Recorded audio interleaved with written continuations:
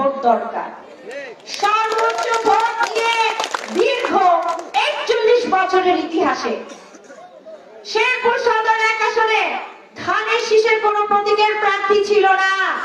এবার যেহেতু মহান আল্লাহ তাআলা রহমত দিয়েছেন, সেই রহমতের খাতিরে ৪১ বছর পর ধানের শীষের প্রতীকের প্রার্থী জাতীয় সংসদে যাবে। শুধুমাত্র অর্ধেক বালতি ভরা পানি নিয়ে আমি যাব না, পুরা ভর্তি ফুল ভর্তি বালতি পানি নিয়ে, ফুল ভরা বালতি নিয়ে জাতীয় সংসদে যে আপনাদের জন্য সমস্ত কাজ নিয়ে আসবো। ইনশাআল্লাহ 14টা ইউনিয়নের জন্য কাজ নিয়ে আসবো, পৌরসভার জন্য কাজ নিয়ে আসবো, আপনারা যেন খেয়ে পড়ে ভালো থাকেন। এখন আপনারা বলতে পারেন, মা তুমি এত কথা বলতেছো, সত্যি করবা তো? কেন করব না সেটা বলি। যে ব্যক্তিটা আমার পাশে বসে আছে, আমি যদি কোনো কাজ না করে বসে থাকি, উনি আমাকে আস্ত জিন্দা রাখবেন না। বুঝছেন আমি কি বলছি? উনি আমার পিতা। আমি যদি কাজ না করে বসে থাকি, উনি আমাকে কি করবেন? পিটাবেন, আস্ত রাখবেন আমাকে। কাজে কাজটা আদায় করার জন্য যা যা করা লাগে তিনি আমার সাথে করবেন। তাহলে বুঝছেন? এটা আমি বলি না, আহারে না না, একটা প্রশ্ন আছে, উত্তরটা না দিলে তো সমস্যা। বাপ হিসেবে তো দিতে হয়। উনি সে ইয়ে থেকে মেট্রিকে গোল্ডেন এ প্লাস, ইন্টারমিডিয়েটে গোল্ডেন এ প্লাস, তার নিজের ইচ্ছেতে আমি কিছুই করতে চাই না, আমার ইচ্ছেতেই সবকিছু হয়েছে। যে কলেজে ভর্তি করতে বলছি, ভর্তি করতে মানে আমি চাইছি, সেই কলেজে সে ভর্তি হইতে বাধ্য হয়েছে। এবং যে স্কুলে তাকে ভর্তি করাইতে চাইছি আমি, সেই স্কুলে সে ভর্তি হয়েছে, ভালো স্কুলে।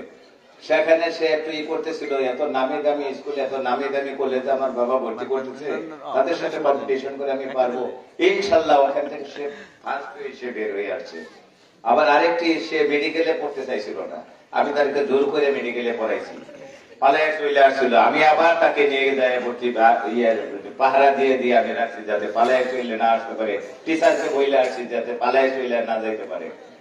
আরেকবার এয়ারপোর্টে গেছি, এমার্জেন্সি যখন লন্ডন রয়্যাল কলেজ অফ লন্ডনে যখন এমার্জেন্সি দিতে যা, এয়ারপোর্টে যাওয়ার আগে সে আমাকে পাসপোর্ট, টিকিট, ডলার সবকিছু হাতে দিয়ে ধাক্কায় পাঠাই দিতেছি, ওখান থেকে ব্যাক করতেছে, বাবা এইবার আমি পরীক্ষা দেবো না, তোমাকে পরীক্ষা দিতে হবে।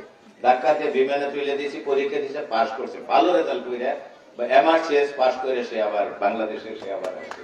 কাজে সেই মেয়ে, বাপ আর বেটি দুইজনের যদি কমিউনিকেশনটা যদি ভালো থাকে, সম্পর্ক ভালো থাকে, আমার এই মেয়েরে তার শ্বশুর বাড়ি আমি থাকতে দেই না, কতটুকু ভালোবাসি আপনি দেখেন। পাশাপাশি শ্বশুর বাড়ি, বিয়েটাও আমার ইচ্ছে হয়েছে, সবকিছুই তার শ্বশুর বাড়ি আমি যাইতে দেই না। পাশাপাশি সন্ধ্যার সময় একটু যা দেখা করে আবার চলে আসে। আমি এত আদর করে, এত যত্ন করে আমি রাখছি, সেই মেয়ে কি আমার কথা না শুনে পারবে? ইনশাল্লাহ আমি আশা করব আমার সমস্ত কথা শুনবা। এটা আমার প্রাণের দাবি, এটা আমার মনের দাবি, আমার সহিরা মানুষের প্রতি দাবি। তাইলে বলেন, কাজ না করে থাকার কোন উপায় আছে আমার? সুতরাং আমি আপনাদের জন্যই আমার জীবনটা বিলিয়ে দিলাম। আমি চাই আমার শেরপুর সদর ১ আসন আমি আপনাদের চোখে, আপনারা যে স্বপ্ন দেখেন, সেই স্বপ্নের মতন ঢেলে সাজাবো ইনশাআল্লাহ। এবং শুধুমাত্র আমার বাবার সাপোর্ট না, আমার শ্বশুর বাড়ির প্রত্যেকটা মানুষের সাপোর্ট আছে। তারা প্রত্যেকেই চায় আমি শেরপুর সদরে সব প্রোগ্রামে গেলে সামনের এখানে প্লাস্টিকের ফুল দেওয়া থাকে। আমি দেখলাম আপনারা একদম তাজা ফুলই লাগিয়েছেন।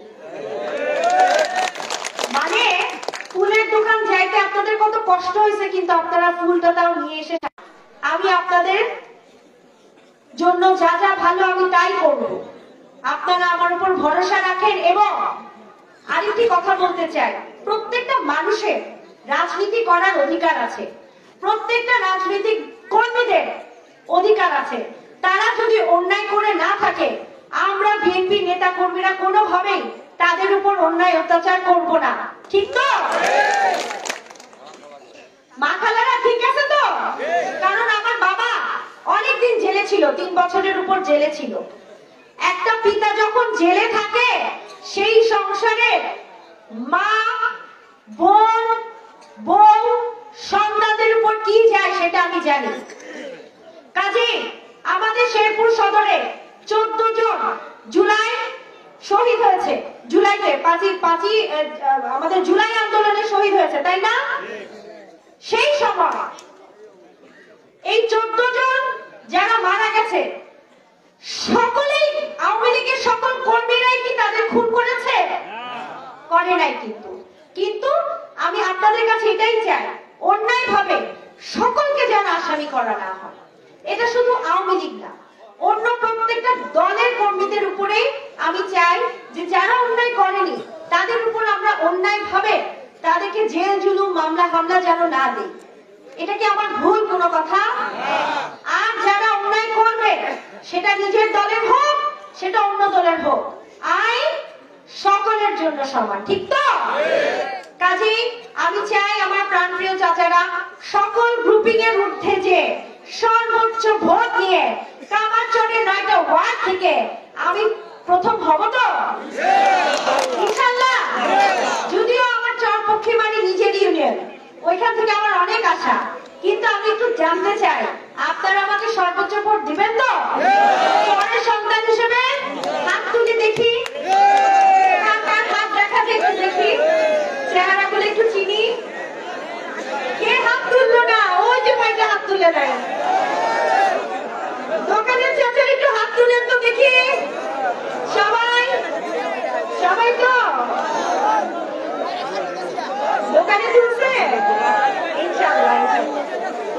আপনার শুধু কি আপনারাই ভোট দেবেন না এলাকাবাসীকে নিয়ে দেবেন? না এলাকাবাসীকে নিয়ে দিতে হলে কি করতে হবে? বাড়ি বাড়ি যেতে হবে না? বাড়ি বাড়ি কারা যাবে? কখন যাবেন? যাবেন তো? শুধু আপনারাই যাবেন না চাচিদের নিবেন? বোনদের নিবেন না? মামিদের নিবেন না? দাদিদের নিবেন না? বিকেলবেলা মা খালা চাচিরা আমার সকালে রান্না বান্না শেষ করে বিকেলে সুন্দর করে বাড়ি বাড়ি চলে যাবেন। আর কার পক্ষে ভোট যাবেন? ধানের শীষের পক্ষে। চাচারা চাচিদের ছেড়ে দিয়েন, কাজ করতে দিয়েন, বুঝলেন তো? ইলেকশনের দিন চাচিদের রান্না করতে দিয়েন না, বাইরে থেকে খাবার আনবেন। চাচিদের নিয়ে একসাথে ভোট দিতে যাবেন, ওদিন পিকনিক হবে, ঠিক তো? ইনশাআল্লাহ চাচিদের দিয়ে যাবেন, আর ওদিন কোনো রান্না বান্না নাই, সকাল দুপুর রাত বাইরে খাবেন, ঠিক তো? সকালবেলা সুন্দর করে মা খালা চাচিরা আমার ভোট দিতে যাবেন সেজে গুজে। আমিও তো আপনাদের বিভিন্ন ইউনিয়ন বিভিন্ন পৌরসভায় ঘুরবো, আমি যেন দেখে আমার মা খালি চাচিদের মুখ উজ্জ্বল জল জল করতেছে, ঠিক তো? আর চাচারা আমার আপনারা ইলেকশনের আগের দিন পর্যন্ত বাড়িতে মাঠে ঘাটে কৃষক চাচাদের কাছে দোকানপাটে সব জায়গায় যে খালি বলবেন এটা আমার সন্তানের নির্বাচন, এটা আমার বোনের নির্বাচন। প্রিয়াঙ্কা চরের সন্তান, চরের সন্তানকে চরে রাখবো, ধানের শীষের ভোট ইনশাআল্লাহ আমরাই জিতবো। আর আপনারা যখন ঢাকা শহরে যাবেন, ধরলেন একটা রিক্সায় উঠলেন, একটা দোকানে গেলেন বা ডাক্তারখানায় গেলেন, যে যখন বলবে ডাক্তার প্রিয়াঙ্কার এলাকার লোক, ডাক্তার প্রিয়াঙ্কা চরের সন্তান, আমিও সেই চর এলাকার লোক, সবাই একটা মিষ্টি হাসি দিয়ে বলবে তাই ডাক্তার প্রিয়াঙ্কার এলাকার লোক আপনারা, বলবে না? একটু সম্মান তো আপনারা পাবেন। কাজে ধানের শীষ ছাড়া আর কোন মার্কায় ভোট হবে কি? মার্কার মধ্যে কোন মার্কা? মার্কার মধ্যে কামার চরে, সাতম চরে ধানের শীষ, ধানের শীষ। জোর নাই, জোরসে বলো, আরো জোরে।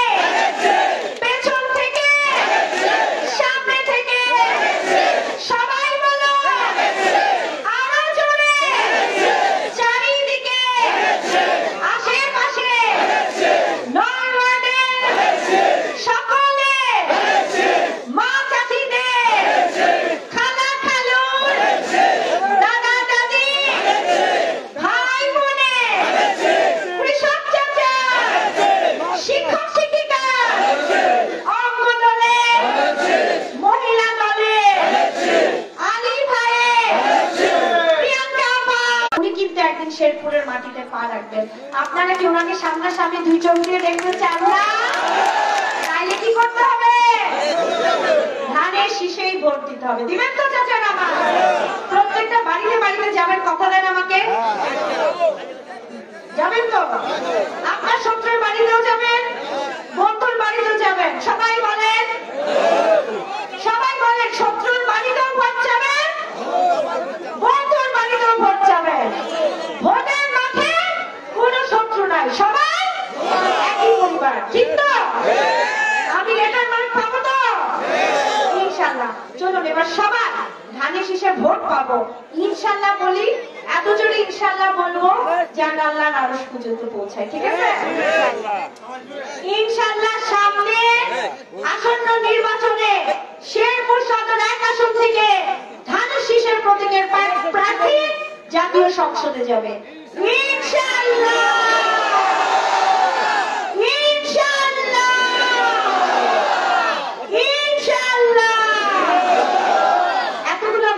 ইনশাআল্লাহ আল্লাহ কবুল করবে না? অবশ্যই করবে। আমি আর বক্তব্য দীর্ঘ করছি না। সকলে ভালো থাকবেন, সুস্থ থাকবেন। শহীদ জিয়া, খালেদা জিয়া, তারেক রহমান, 7 নং চর, কামারের চর, পয়স্তির চর, গোয়ালপাড়া, আরো বলল 6 নং চর, 7 নং চর, গোয়ালপাড়া বলেছি, আরো আরেকদিন এসে বলবো। তবে আমি সেই দিনই আপনাদের সামনে আবার আসবো, সেই দিন রাস্তার কাজ নিয়ে আসতে পারবো।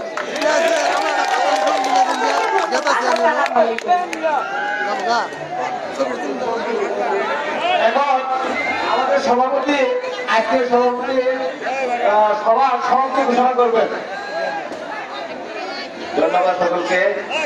আজকের এই 7 নং চর 1 নম্বর ওয়ার্ডে বিএনপি এবং অঙ্গ সংগঠন কর্তৃক আয়োজিত এই পথসভার এখানে সমাপ্তি ঘোষণা করলাম। সকলকে ধন্যবাদ। আসসালামু আলাইকুম।